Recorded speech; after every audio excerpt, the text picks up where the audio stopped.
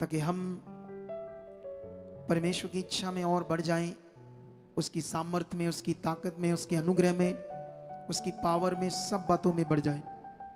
और मेरा विश्वास है जो लोग अच्छा मन बनाकर, सच्चा मन बनाकर आज आए होंगे, दिल से आए होंगे, दिल से, उनकी जिंदगी में परमेश्वर और बड़े काम करेगा। आप जानते हो परमेश्वर के काम को देखने के लिए एक याम चाहिए, एक चाहत चाहिए, एक स्ट्रॉन्ग बिलीव चाहिए। हालेलुया। कितनों को बात समझ आ रही है? आज मैं इस पर कई बातें आपको सिखाऊंगा जिससे आपकी नॉलेज बढ़ेगी और जिससे आपको और भी समझ होगी क्या करना है। तो अभी तो हमारे पास कुछ और टेस्टिमनी है, मतलब वो काम है परमेश्वर के जो खुदाबंद ने किए हैं। वो जिंदा खुदा है, वो जीवित खुदा है, तो उसने ये काम किए हैं, तो इनसे हमारा विश्वास भी बढ़ेगा और इनसे हमें बरकत भी मिलेगी। और जान लें ये वचन भी है। वचन क्या है ये? आज मैं एक गवाही सुन रहा था, मैं सारी गवाहियों को अच्छे से सुन रहा था, लेकिन मैं जब एक गवाही को सुन रहा था तो उसमें एक लड़का फ्रूट बेचता था, नहीं सब्जी या फ्रूट, दोनों में से एक चीज, सब्जी थी या फ्रूट, फ्रूट है, सब्जी बेचता था ना। तो वो जब सब्जी बेचता था तो 14 साल से तो वो प्रभु में था। 14 साल में हालातों में था, एक मिनिस्ट्री में जाता था, आई डोंट नो कौन सी मिनिस्ट्री में, उसके हिसाब से वो मिनिस्ट्री क्या थी, अगुआ क्या है, उसे पता होगा ना। लेकिन 14 सालों से जुड़ा हुआ था, तेल पानी कपड़ा ऐसी रीतियों को कर रहा था, लेकिन बरकत नहीं थी, हालात बड़े थे। लेकिन एक दिन उसे सुसमाचार मिलता है इस मिनिस्ट्री का। लेकिन जब यहां आता है तो यहां पर जब उसे समझ आती है कि यहां तेल पानी कपड़ा ऐसी चीजें नहीं देते, तो उसने मन खराब कर लिया, मैं नहीं आऊंगा। मैं सोचा ये तो अजीब मैटर है तुम्हारे लिए, तुम्हारे लिए अजीब नहीं है? बोलो अजीब है या नहीं है? इससे मैं आपको एक शिक्षा देता हूं। गवाहियां आप बाद में सुनते हैं, पहले शिक्षा सुनते हैं थोड़ी सी, ठीक है? क्या सुनते हैं पहले? शिक्षा ही सुनते हैं पहले थोड़ी सी। सुनो, इससे क्या समझ आती है कि इंसान जो है उसका जो मन है और जो कुछ भी वो अपने मन में पकड़ता है बात को, या उसके दिमाग में जो भी बात बैठ जाती है, चाहे वो गलत हो, वो उसी को सही मानना शुरू कर देता है। कितनों को बात समझ आ रही? जैसे मान लो दुनिया में कोई तांत्रिक बाबाओं के पास जाता है, कोई कुछ करता है, कोई मटीरियलिस्ट चीजों को, है ना, जैसे पत्थर की मिट्टी की ऐसी चीजों को ईश्वर मानता है, तो लॉन्ग टाइम से मानते मानते मानते मानते उसके दिमाग में वो बात बैठ गई। अब जब बैठ गई तो एक मन एक ऐसा विषय है, जिस चीज में ये लग जाता है उस तरफ उसका दिमाग पक्का हो जाता है, चाहे वो गलत हो। कितनों को बात समझ आ रही? हमारा मन एक ऐसा सिस्टम है, इसीलिए बाइबल में हजारों साल पहले ही एक व्यक्ति ने, एक इंसान ने, जो परमेश्वर का दास था, एक भविष्यवक्ता, उसने आत्मा के द्वारा लिखा कि जो मन है वो धोखा देने वाली चीज है, उसमें असद्य रोग लगा हुआ है। उसके अंदर एक ऐसा रोग लगा हुआ है जो रोग मनुष्य की समझ से बाहर है। कितनों को बात समझ आ रही? हजारों साल पहले इस दुनिया में कोई भी किसी चीज की पूजा करता है, चाहे पेड़ की, कुछ पेड़ों की भी करते हैं, कुछ लोग जानवरों की करते हैं, कुछ मटीरियलिस्ट चीजों को जगाकर पूजा करते हैं। तो करते करते उनके दिमाग में जब वो बैठ जाता है, उसमें उनका दिमाग सट जाता है। उनको कितना भी राइट समझाओ फिर उन्हें समझ नहीं आता। क्यों? इसके पीछे कारण क्या है? इसके पीछे कारण है नेगेटिविटी। आप जानते हो इस पूरी दुनिया में सिर्फ पवित्र बाइबल ही हमें बताती है कि मनुष्य पाप का गुलाम है, नेगेटिविटी का गुलाम है। पूरी दुनिया में सिर्फ इसका जो असल ज्ञान है इंसानी जीवन का, वो तुम्हें सिर्फ बाइबल से मिलेगा। अब जब बाइबल से ये ज्ञान मिलेगा हमें, तो हमें ध्यान देना चाहिए। जब वो बंदा कैसे चर्च में गया, उसके दिमाग में वो तेल, पानी, कपड़ा, मटेरियल बैठ गया, तो वो दिमाग उसमें सट गया, तो उसको ये समझ नहीं आया राइट ज्ञान क्या है। जैसे एक बहन भी शायद यूपी से थी, आई नो, शायद यूपी से थी वो, तो वो बता रही थी कि हम 8 साल से प्रभु में थे, और 8 साल से ही जो हमें सिखाया गया था हम वो कर रहे थे। हम अपने बंधनों को तोड़ रहे थे, शरापों को खत्म कर रहे थे प्रार्थना करके। फिर उसके बाद हम पवित्र आत्मा को मांगते थे कि पवित्र आत्मा आ, हमारी जिंदगी में आ। तो ऐसी प्रार्थनाएं कर रहे थे, और हमने ये सीखा था कि हमारी परीक्षाएं चल रही है। तो ऐसी बातों में हम फंसे हुए थे। कितनों को बात समझ आ रही?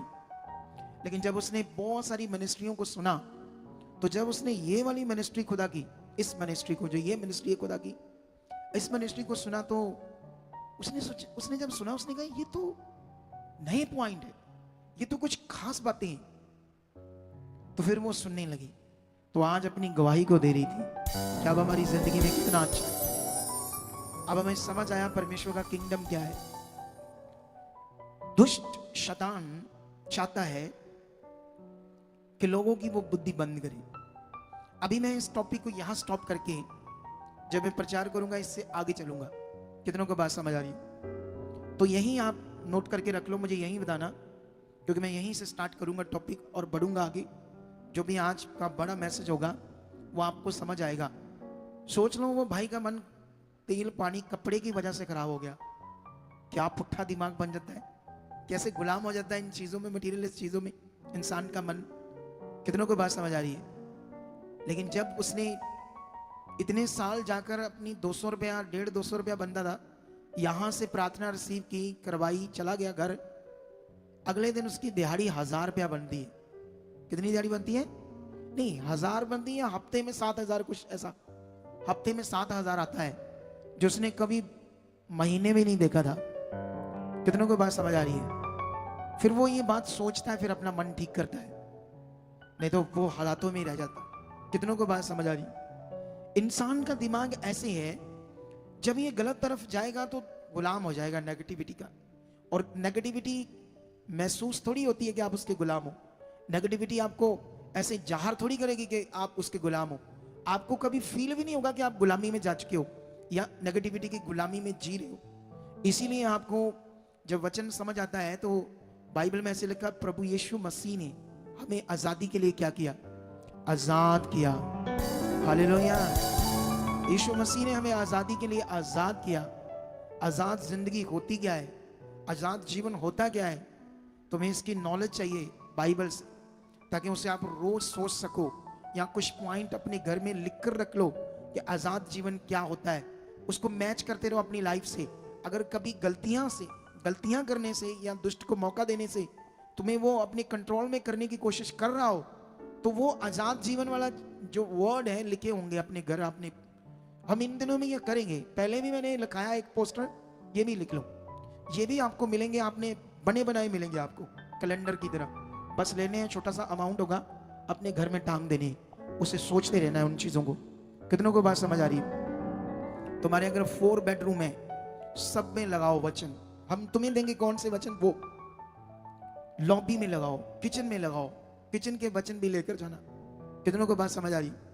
अपनी जिंदगी को according to word, according to परमेश्वर के मुंह से निकलने वाले वचनों के द्वारा जब तुम जियोगे, तुम कभी नेगेटिविटी में नहीं फंसोगे। जोर से बोलो हालेलुया। टाइम हमारे पास कम होता है आजकल, बहुत काम ज्यादा है, कलीसियां बढ़ रही है, परमेश्वर की इच्छा बढ़ रही है इस मिनिस्ट्री में, बड़े कामों को देख रहे हैं। जो वफादार रहेंगे, खराई से रेगुलर संगति में बने रहेंगे, रेगुलर संगति में रेगुलर बनना तुम्हारे लिए एक वरदान की तरह काम करेगा। लिख के ले लो मुझसे, मी जाए, हनेरी जाए, कुछ भी हो, ठंड हो, गर्मी हो, ऐसे आना कि मैं आज बड़ा खजाना लेने जा रहा हूं, आज मेरा खजाना है। खजाना पाने की सोच से, ये स्पिरिचुअल खजाना, अगर तुम रेगुलर इस तरह बने रहे। ये जो बहन है, इससे आगे लाओ थोड़ा सा, ये वाली सेकंड वाली, तुम्हें बोल रहा हूं।